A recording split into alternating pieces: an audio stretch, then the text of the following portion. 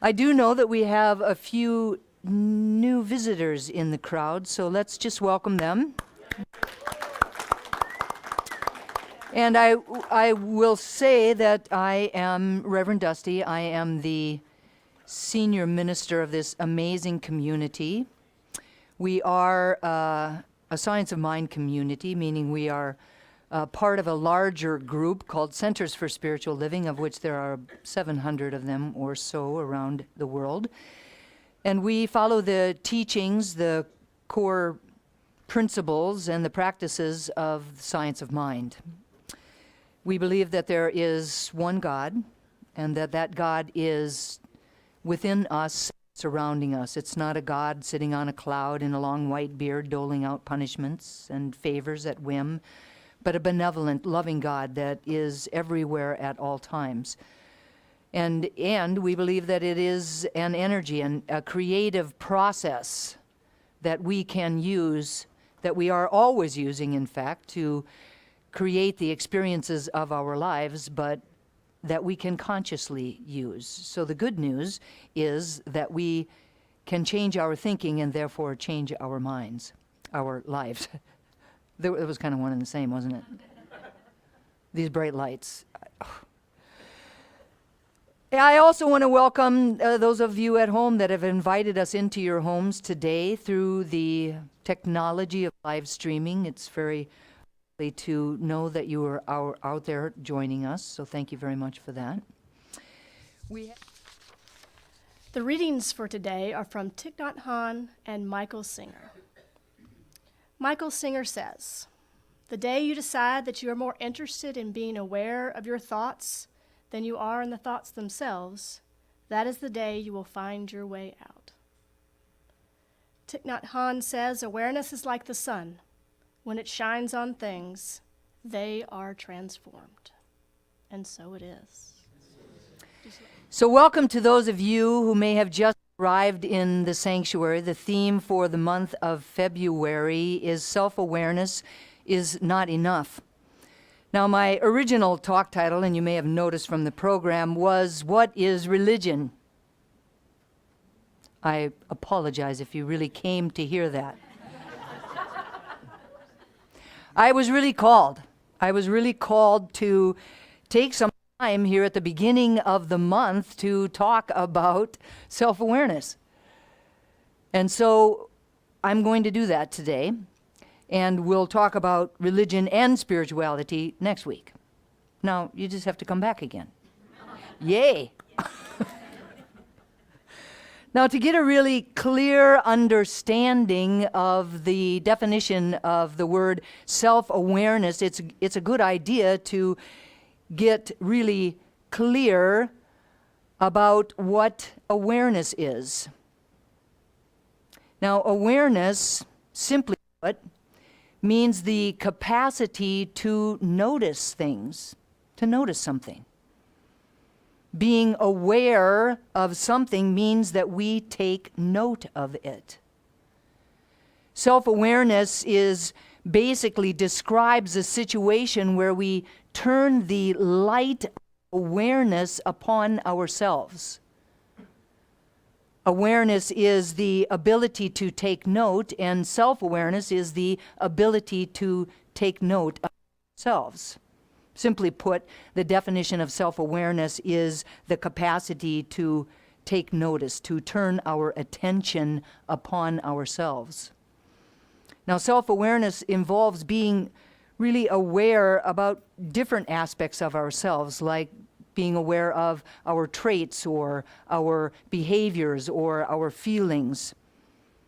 Now, while self-awareness is something that is really central to who we are, it is not something that we acutely focus on every single moment of every single day. It's really this capacity for introspection, something that we do from time to time. Maybe something that many of us have not really ever done much of at all, but something that I would encourage us to do. It's really the ability to recognize oneself as separate from our environment or from each other. Now, self-awareness is the ultimate enabler. Without living knowledge of ourselves, it would be really impossible. There would be no hope for any conscious positive change. It is only through that self-awareness that we are able to really be able to recognize and to consciously change aspects about ourselves. So thanks to this self-awareness, we can take a deep look at ourselves and at our lives, and we can recognize what's working and what is not working. This awareness plants seeds of change into our subconscious mind. It plants seeds of motivation and of drive into us so that we can really make those changes, so that we can choose to do things differently in our. Now, in the fall, the late fall of 1988, I moved to California. And I moved for what I thought was, at that time, a really good reason. Love. It was pretty good. I also moved because I was following a path that I had begun many years before that to become a therapist. Now, not long after I arrived, I found myself in a crisis. I experienced at a very deep level an awareness about myself. Awareness about myself that I had never recognized before. An awareness that allowed me to see that while I was living in a life that I would have called really good, I had a big, deep, dark hole in the center of my being. I felt alone. I felt afraid. And I felt very unfamiliar with all of these feelings that I was having. I realized that I had grown up, but I had never really understood or knew or looked at who I was or what I wanted. At the lowest point, I had the experience that something was seeking to be expressed through me, but I really had absolutely no idea what that was or how to express it. In that moment, I began an adventure that today I would call an adventure of self-discovery, a journey to become more self-aware. When we arrived on the planet, we knew who we were. But soon thereafter, we began to experience what Miguel Ruiz would call domestication, or what some people might call the process of socialization. We were born with the innocence of children, but slowly we are taught that we have a name, a nationality, a religion, or a culture. We are taught that there are certain ambitions and certain habits that are respected and admired by other people in our lives. And so we got about trying to do that, to strive for those ambitions, to have those habits be who we were in our lives. Now, through this socialization, we are taught a variety of social beliefs or values or expectations or feelings and thoughts that we should have. Now we begin to form our identity out of that socialization. We begin to form our identity out of the feelings that arise in us, such as sympathies or expectations or attachments or hatred or love or prejudice or conviction or memories that we have. Now, this process contributes to us losing perspective about who we really are at our core. Now, this was especially true in my mind for me. as I looked back on my life. I was raised by a very loving father who could also be very authoritarian. I was told what to do and when to do it. I was told when to jump and how high to jump.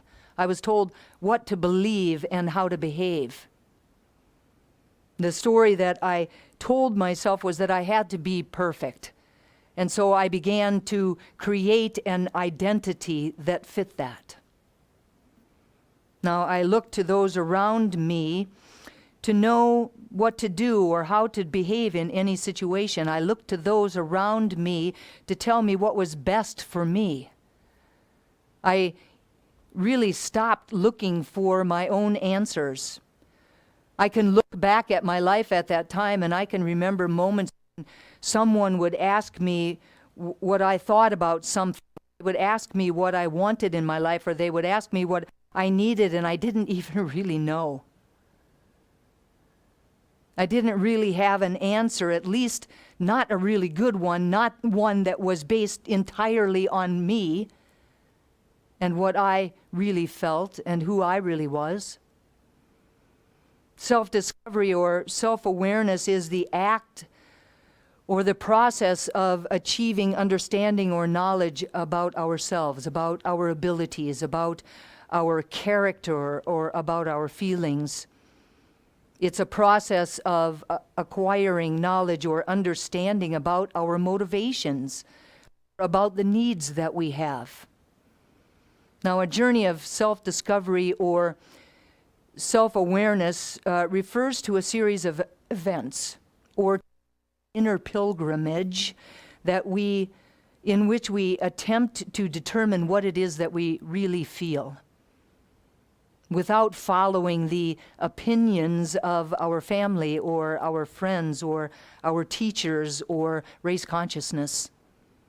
Exploring our depths, our inner selves by observing and inquiring leads us to unearth these hidden beliefs, and it allows us to begin to start seeing through our false identities. Now, when we turn our awareness to shine upon ourselves, we may become conscious, really conscious of a great deal of internal activity that is always going on within us that we might never have noticed before. We may notice specific thoughts or specific thought patterns. We may begin to notice particular emotions or particular flows of energy. We may even begin to notice particular intuitions or particular gut feelings that we have that we had never noticed before. Self-discovery or self-awareness can mean many different things.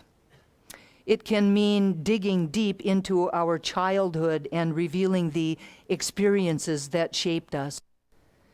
It can mean realizing what our beliefs are and being willing to question them, to change them when it's necessary, and then to begin to live our lives from these new beliefs. It can mean finding our purpose in life. The effects of self-discovery can include happiness, clarity, peace, joy, and maybe even a little enlightenment. The journey of self-discovery or self-awareness is not always an easy one. We may have moments when it's hard, when we struggle. The moment that we begin to search, we may feel confused. We may feel doubtful. We may feel afraid. Or we may even be angry. A lot of what we once thought was really important proves to be really pointless. We may begin to really even question our entire lives. The truth is that our minds really can't handle the uncertainty surrounding ourselves and the lives that we have been living. We need to really believe in something. But without our willingness to embark on this journey of self-discovery or self-awareness, we will not really ever be able to know the totality of our inner selves. The journey requires us to make some tough choices. We may have to choose to let go of the beliefs that we once held on to so strongly. We may need to let go of the labels that we have clung to, or to the people that have held us back. We may need to peel away the layers of our defense mechanisms and be willing to risk losing all of the false beliefs and the habits that have composed our identity up until now. Many people, if they find themselves pretty content with the life that they're living, will not choose to do this inner work. They will not choose to go on this journey. It is said that only those people who have become extremely frustrated or dissatisfied or disappointed or really disenchanted with their lives or with the world around them actually choose to explore alternatives in order to be able to change and transform their lives. Now, this is where I found myself in the winter of 1989. But I had absolutely no idea what that entailed. I had absolutely no idea of how I was to do that, what I was to do, or who I was to be in the matter. Now, I have a better idea today about what that process looks like. This journey begins with turning our attention inward in this act of self-awareness. The moment that we begin to honor that which is seeking to be expressed is the minute that we begin the journey. The minute that we take notice of the experiences of our lives and begin to take responsibility for them is the moment that we begin to understand why. The moment that we begin to turn our attention inward instead of externally, we will begin to understand why we feel like we feel. We will begin to understand why we behave like we behave. This understanding comes about through our awareness. And with this understanding, we gain true freedom. And we gain the ability to really change the things that we would like to change. Another starting point, besides this idea of turning inward, is to be open-minded. Be willing to take a little bit of time out of each week to find out or to read about self-discovery or self-awareness. There are thousands of articles, books, YouTubes, and TED Talks that can assist the open-minded. They will assist each of us to understand and to be able to prepare for this journey. Now, the Triangle Center for Spiritual Living, we have many classes and we have many workshops in which we provide opportunities for experiential awareness. Experiential awareness that expands our open minds. There are opportunities to take the knowledge that we are gaining, move it from just an intellectual idea in our minds and taking that journey down into our hearts where we can embody that. The invitation is to see and to find the inspiration that is all open to revelation and new insight. The truth is that our teachers are everywhere. Even nature has something to say and to share with us. Another idea is to engage in quiet reflection and to ask the really big questions. It is said that when we are willing to ask the questions, that the answers are already on their way. That in order to hear the answers, we have to get really quiet. And we have to really listen. Now, for an inward searching to be really effective, or for it to be life-changing, we have to listen to that inner voice within us. We have to really pay attention to it. We have to take notice of it.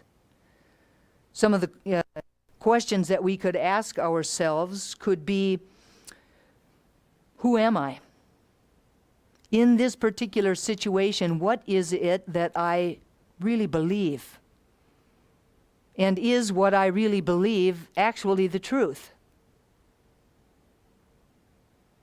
How has my childhood affected the beliefs that I have about myself and the world around me?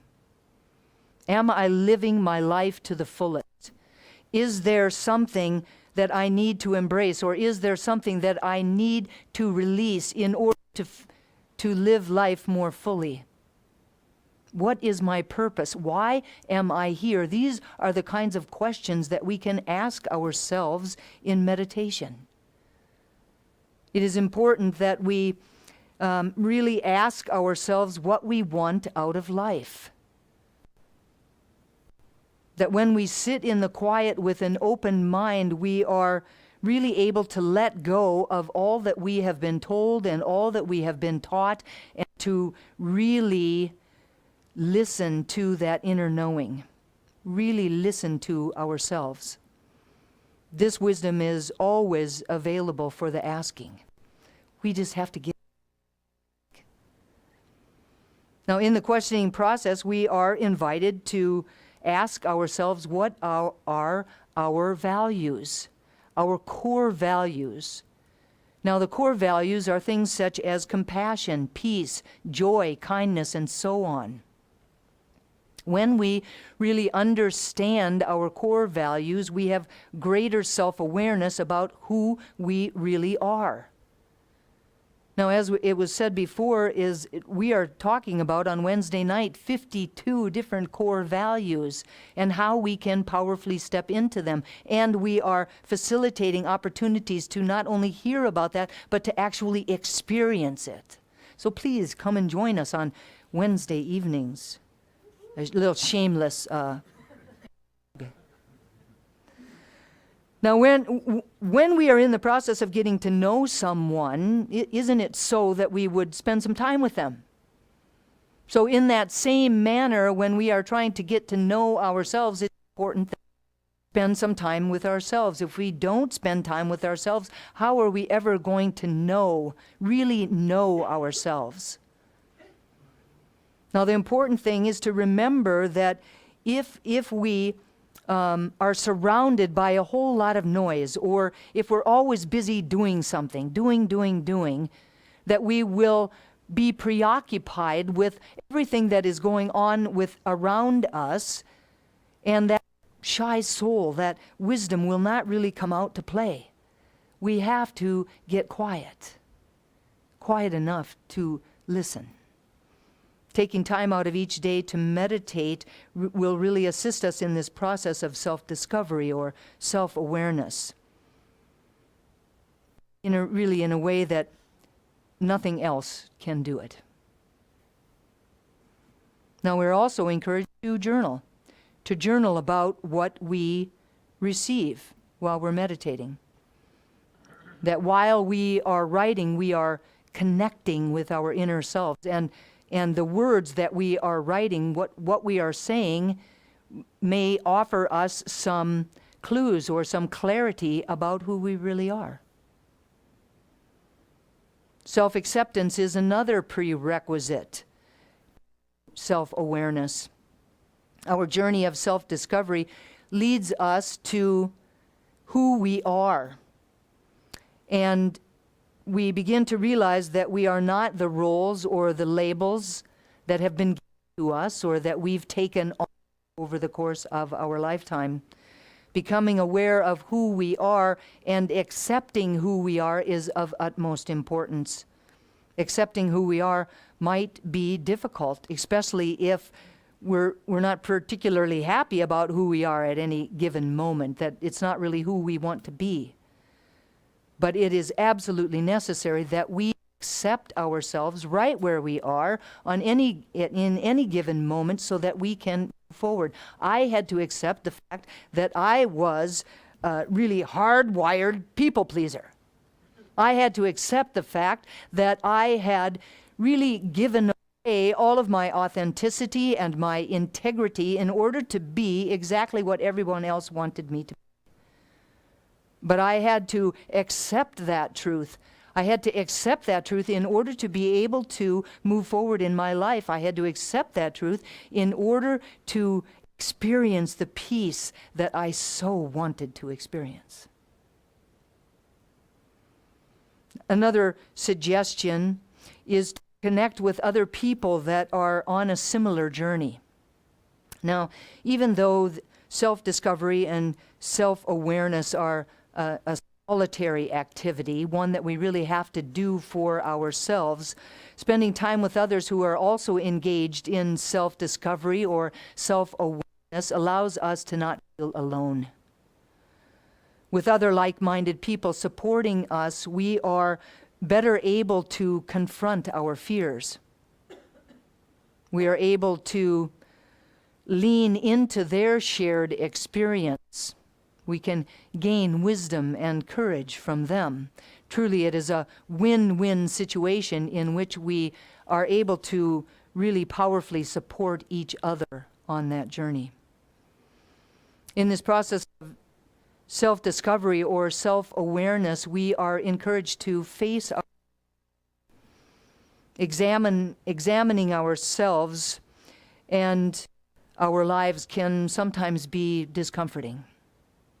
It may bring up things that are unpleasant for us to look at, but the truth is that it's so much better to bring them up out into the open where they can be embraced or they can be healed, than to have them, be in that subconsciousness, that unconsciousness, having their way with us. The negative thoughts and beliefs have really been obstacles to our growth. So I think it's time to discover them, and I think it's time to let them go.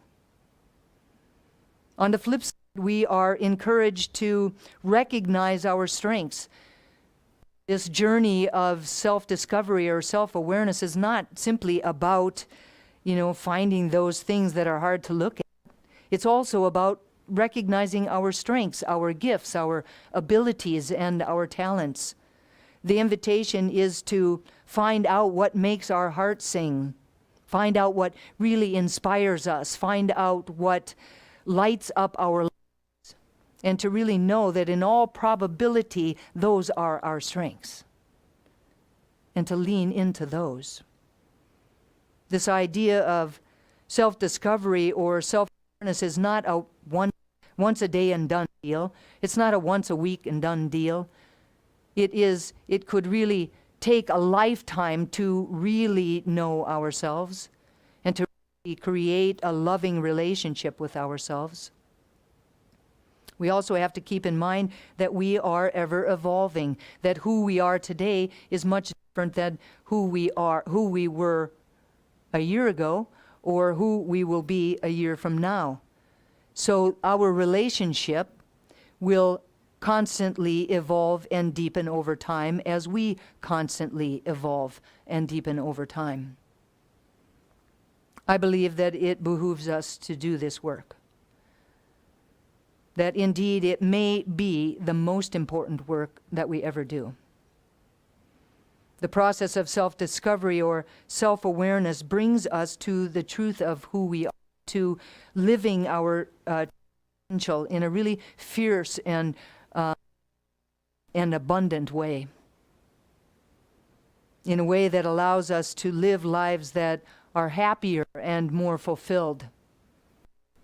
Lives that are filled with better relationships and more peak experiences. And who doesn't want that? Please repeat after me. I am willing to get quiet. I am willing to ask the big questions and to listen for the answers. Listen for the answers. I am willing to do the inner work to become more self-aware. The inner work to become more self-aware. And so it is. And so it is. Please turn within.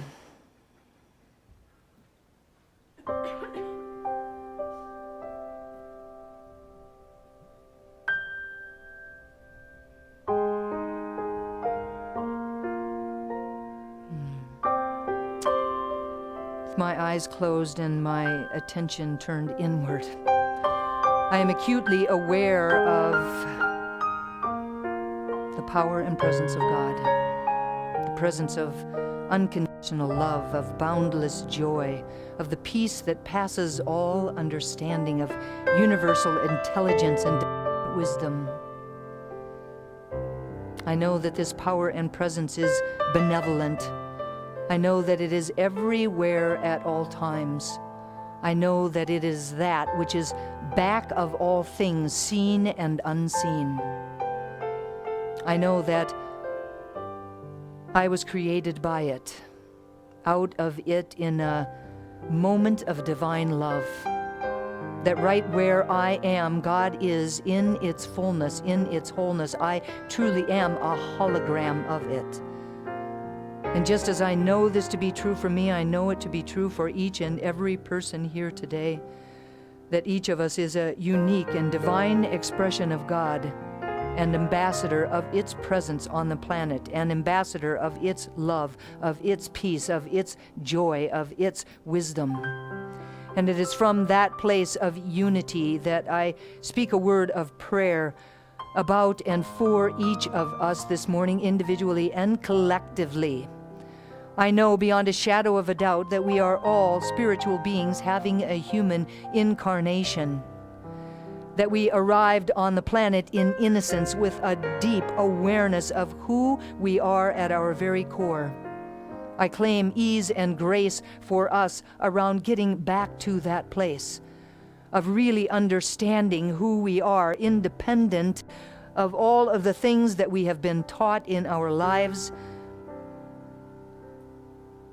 all of the experiences and the beliefs and the stories that we have made up around them. I claim that there is no power in the labels, no power in the roles, that truly we get to bring our uniqueness, our wholeness to everything that we do.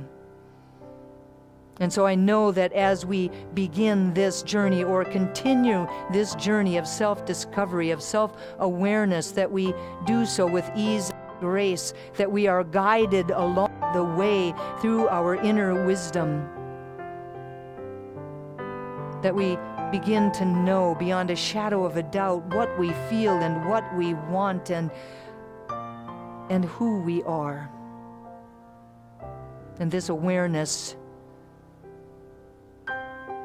creates understanding, and in that understanding we are totally free, totally able to live lives that we love to live. And I'm so grateful to know this truth and to speak these words. So grateful for the power of prayer, knowing that these words are loosed into that law that only ever says yes, that they are clothed in form even as they are spoken. And so I speak them and I release them with love and gratitude and full expectation of their manifestation, letting go and letting God be God. And I invite each of us to anchor this prayer for ourselves and for each other simply by saying, "And so it is. Amen." Thank you, everyone.